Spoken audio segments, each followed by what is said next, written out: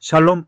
오늘은 이사야 31장 1절에서 9절까지 말씀으로 날개 아래로 돌아오는 길이라는 제목으로 묵상 에세이를 나누겠습니다. 온전한 신앙이란 힘 있어 보이는 것을 향해 내달리던 걸음을 멈추고 나를 덮으시는 분의 날개 그늘 아래로 돌아서는 생명사건입니다.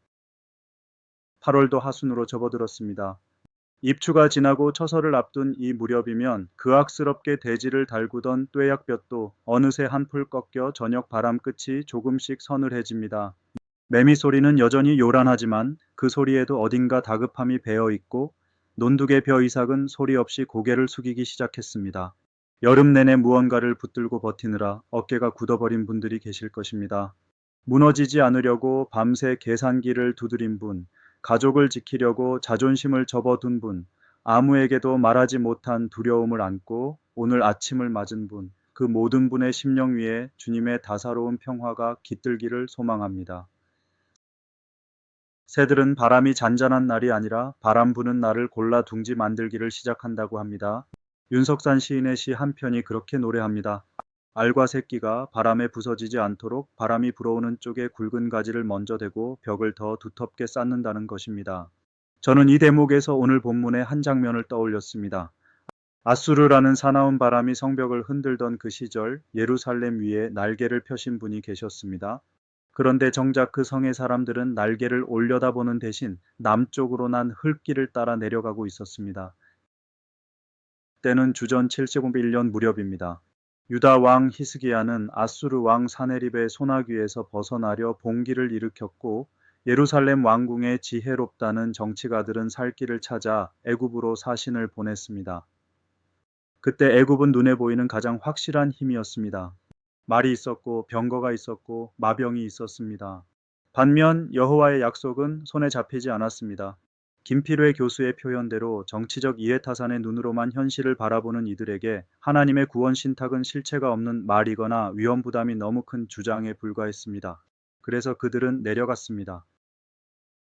도움을 구하러 애굽으로 내려가는 자들은 화 있을진저 사 31.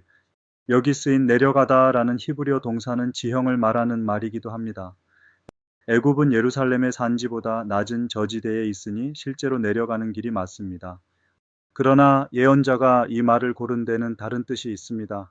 힘이 있는 것에 기대려고 하나님을 떠나는 그 걸음 자체가 영적인 내리막이라는 것입니다. 오르막은 늘 숨이 차고 내리막은 언제나 편합니다. 그러나 편한 길이 늘 사는 길은 아닙니다. 노자는 도덕경에서 말을 달리며 사냥하는 일이 사람의 마음을 미치게 한다고 했습니다.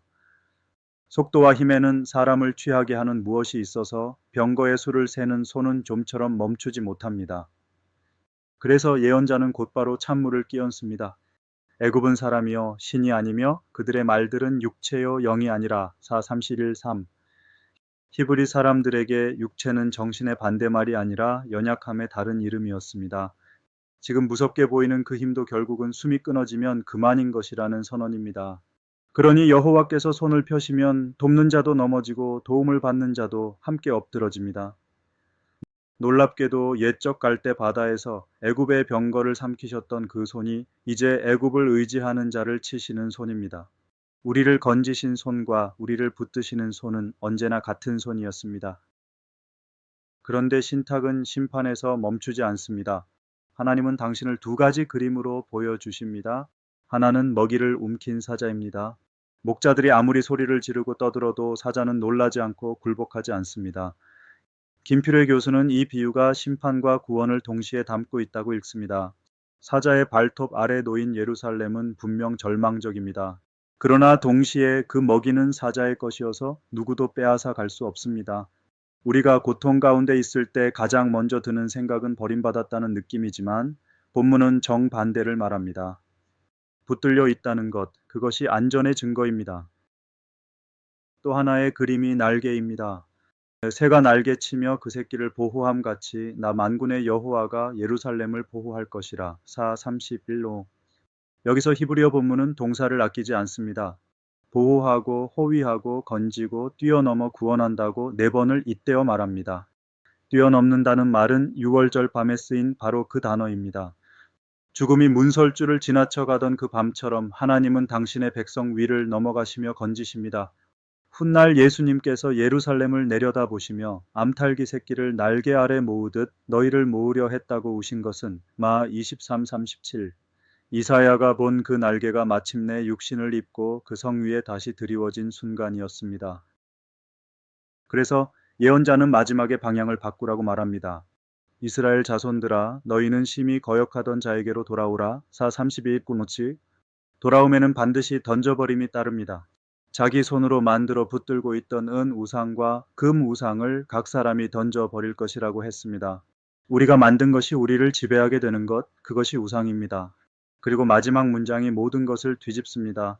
여호와의 불은 시온에 있고 여호와의 풀무는 예루살렘에 있다는 것입니다.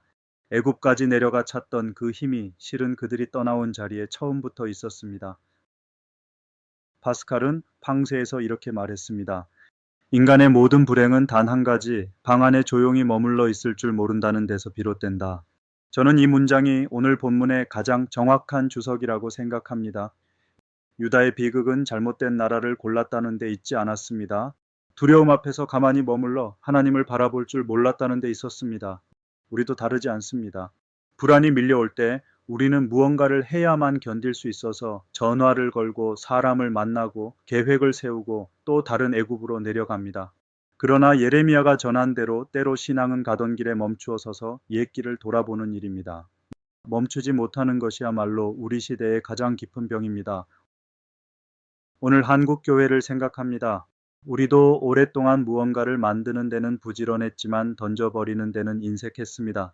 성장의 방식과 성공의 문법과 서열의 감각을 우리 손으로 빚어놓고 이제는 그것에 매여 옴짝달싹 못하는 자리에 와 있습니다. 세상의 요란한 소리에 귀를 빼앗기면 정작 세미한 음성은 들리지 않습니다. 어리석음을 뜻하는 서양 말 안에 들리지 않는다는 뜻이 숨어 있다는 지적은 그래서 뼈 아픕니다. 우리 시대의 어리석음은 지식이 모자라서가 아니라 귀가 막혀서 생기는 것인지도 모릅니다. 그러니 이번 주에는 손에 쥔 것 하나를 내려놓고 예배의 자리로 돌아오시기를 권합니다. 김교신 선생은 상처의 딱지를 억지로 떼어내면 덧날 뿐이고 안에서 새살이 돋아야 저절로 떨어진다고 했습니다. 회개도 그렇습니다. 이를 악물고 나쁜 것을 끊어내는 일이 아니라 내가 가장 사랑하던 자리에 주님이 들어오시도록 내어드리는 일입니다. 던져버린 만큼 두 손이 비고 빈 손만이 날개 아래로 들어갈 수 있습니다. 광양사랑의 교회의 성도 한 분 한 분이 그 빈 손으로 예배의 자리에 서시기를, 그리고 우리 교회가 이 도시에 지친 이들 위해 드리워지는 작은 날개가 되기를 소망합니다. 늦어름의 바람이 조금씩 결을 바꾸고 있습니다.